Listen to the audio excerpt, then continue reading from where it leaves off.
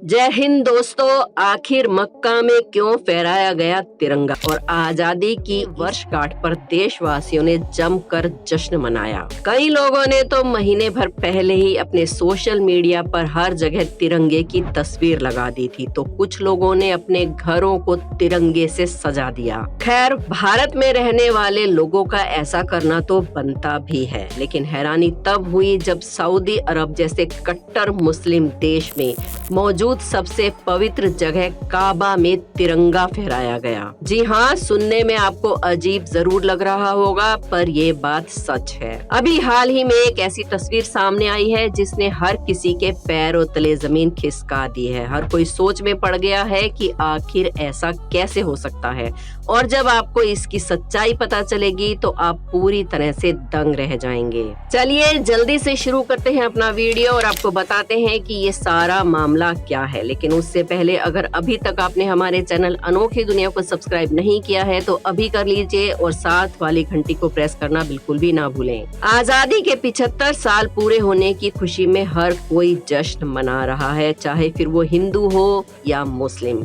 हर किसी के घर में तिरंगा लहराता हुआ देखा जा रहा है, तो आप भी जल्दी से कमेंट्स में जय हिंद लिख दीजिए। स्वतंत्रता दिवस के इस खास उत्सव में देशभक्ति का रंग जोड़ने के लिए प्रधानमंत्री नरेंद्र मोदी ने देश में रहने वाले हर शख्स से ये अपील की कि वो अपने देश के प्रति प्यार और सम्मान दिखाते हुए न केवल अपने घरों में तिरंगा लहराएं, बल्कि अपने सोशल मीडिया के प्रोफाइल पर भी तिरंगे की तस्वीरें लगाकर दुनिया को ये दिखा दे कि भारतीयों के अंदर कितनी देशभक्ति भरी पड़ी है। और इसी वजह से उन्होंने खुद भी अपने हर एक सोशल मीडिया अकाउंट पर तिरंगे की तस्वीर लगाई। वैसे देखा जाए तो प्रधानमंत्री जी की ये बात 100% एकदम सही है। हर किसी को इस खास अवसर पर अपने देश के प्रति प्यार और सम्मान दिखाना चाहिए, और ये हमारा हक भी है। अगर कोई कुछ अच्छा करने जाएगा तो उसे बुरा करने वाले 4 लोग सामने खड़े हो जाएंगे, और ऐसा ही मामला सामने देखने को आया। मोदी जी ने जैसे ही सोशल मीडिया अकाउंट पर तिरंगे की तस्वीर लगाने को कहा, उसके बाद तुरंत ही विपक्ष पार्टियों ने उनका विरोध करना शुरू कर दिया। लेकिन इन सारी बातों को नजरअंदाज करते हुए मोदी जी और देश को प्यार करने वाले लोगों ने तुरंत तिरंगे की तस्वीर लगा दी।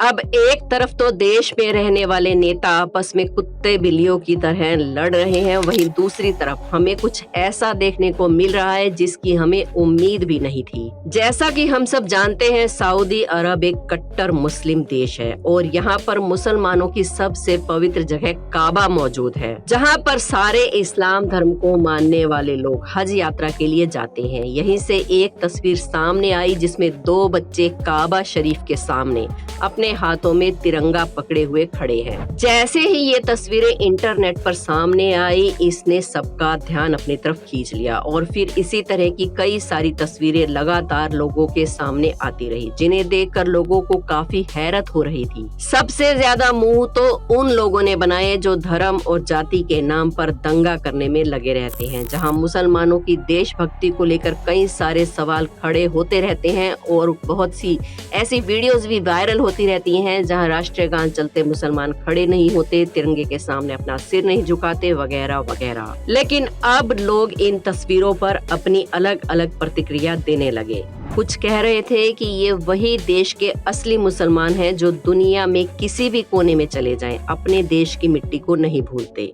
तो कुछ का कहना था कि अगर हर मुसलमान इस तरह देशभक्ति दिखाने लग जाए तो भारत में धर्म जाति के नाम पर दंगे होना बंद हो जाएगा। लेकिन हम आपको बता दें कि ये कोई एक तस्वीर नहीं है जिसे हम नजरअंदाज करते हैं, बल्कि इंटरनेट पर इस तरह की तस्वीरें भरी पड़ी हैं जिन्हें झुटलाया नहीं जा सकता। और ये बात भी बिल्कुल सच है कि ये पहली बार नहीं है जब मक्का में जाकर किसी भारतीय ने अपना तिरंगा फहराया हो। इससे पहले भी मुस्लिम भाइयों ने अपने हाथों में तिरंगा लेकर देश के गौरव को बढ़ाने का काम किया है। अगर आपको नहीं पता तो आपकी जानकारी के लिए बता दें कि दुनिया की सबसे ऊंची बिल्डिंग बुर्ज खलीफा को भी तिरंगे के रंग में रंगा जा चुका है। असल में वहां पर भारतीयों की इतनी ज्यादा आबादी है कि उन भारतीयों को घर जैसा महसूस करवाने के लिए वहां की सरकार ने बुर्ज खलीफा पर तिरंगा लहराया था।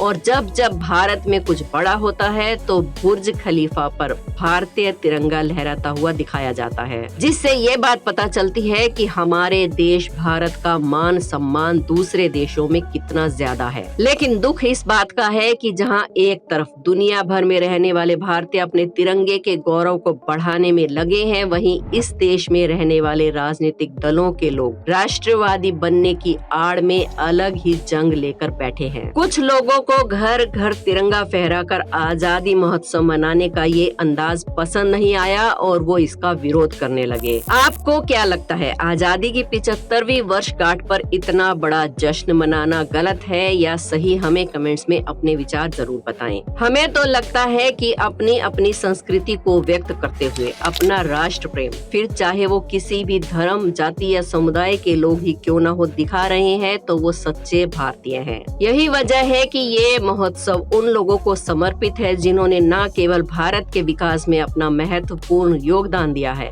बल्कि दिन रात मेहनत करके कोशिश में लगे रहते हैं कि कैसे भी करके भारत को एक ताकतवर देश बनाया जाए। इस अमृत महोत्सव का खास मकसद हमारे देश के युवा वर्ग लोगों को अपने गौरवशाली इतिहास से परिचित कराना है, जिन्हें आगे चलकर देश का नाम रोशन करना है। हमारा भारत युवाओं का देश है, जहां आधे से ज्यादा लोग 30 साल से भी कम उम्र के हैं। ऐसे में ये हमारा फर्ज बनता है कि हमारे देश की इतनी बड़ी जनसंख्या तक उनकी संस्कृति, उनका कल्चर पहुंचाया जाए ताकि वो आगे चलकर इसे और बड़े मुकाम पर ले जाएं। इस समय हमारे देश में सबसे ज्यादा जनसंख्या युवा लोगों की है। ऐसे में देश की इस नई पीढ़ी को देश के इतिहास से जोड़ना बहुत ही जरूरी है ताकि वो इसे वर्तमान के साथ जोड़कर भविष्य तक ले जाएं और आजादी के अमृत महोत्सव का सबसे बड़ा यही मकसद है। इस महोत्सव में कई सारे प्रोग्राम चलाए जा रहे हैं, जहां सिर्फ देश में ही नहीं बल्कि विदेशों में रहने वाले भारतीय भी इस महोत्सव में बढ़ चढ़कर योगदान दे रहे हैं। तभी तो अमेरिका के बोस्टन में भी आजादी की वर्षगांठ मनाए जाने की तैयारियां जोरों शोरों से हुई, जिसमें कुल 32 देशों ने भाग लिया,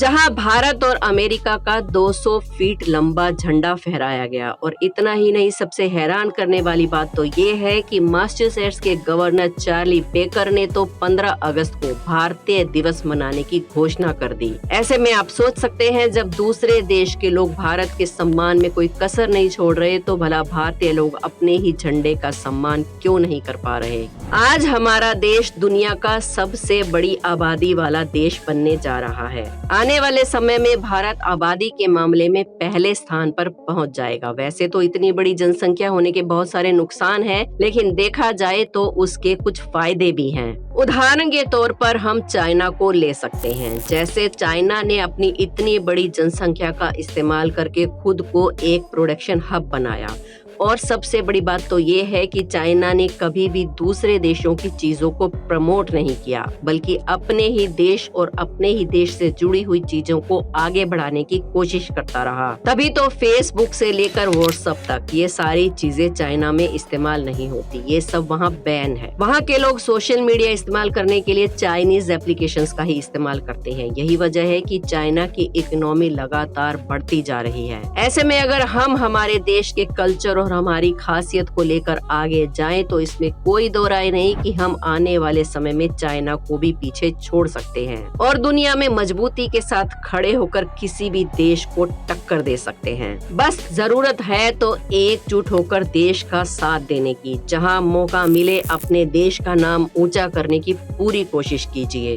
बाकी आपको इस वीडियो के बारे में क्या कहना है, हमें कमेंट्स में जरूर बताएं। हमारे चैनल अनोखी दुनिया को सब्सक्राइब करके बेल आइकन को प्रेस कर लें। मिलते हैं एक और वीडियो में। जय हिंद।